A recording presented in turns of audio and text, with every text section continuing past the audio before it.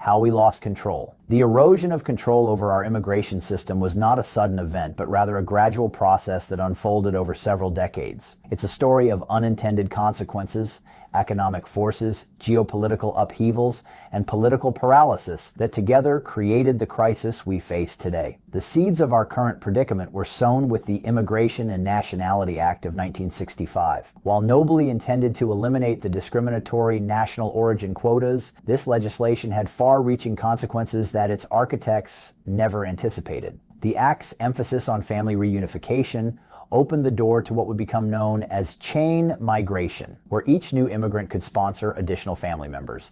This created a multiplier effect that dramatically increased immigration levels far beyond what policymakers had envisioned. Moreover, the 1965 Act fundamentally altered the composition of the immigrant population. The primary source countries shifted from Europe to Latin America and Asia, bringing new cultural and linguistic diversity to America. While this diversity has in many ways enriched our nation, it also presented integration challenges that we were ill-prepared to address.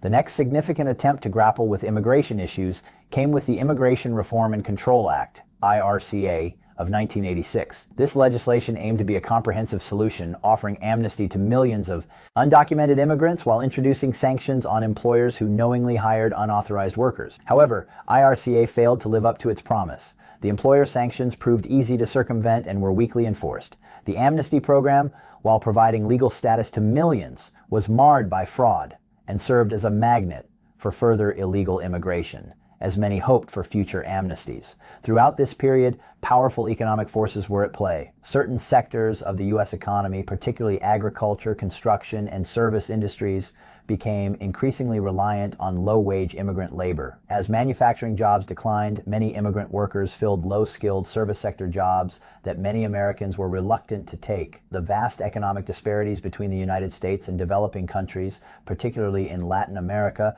created a strong pull factor that no legislation seemed able to counteract. Geopolitical events further complicated the picture.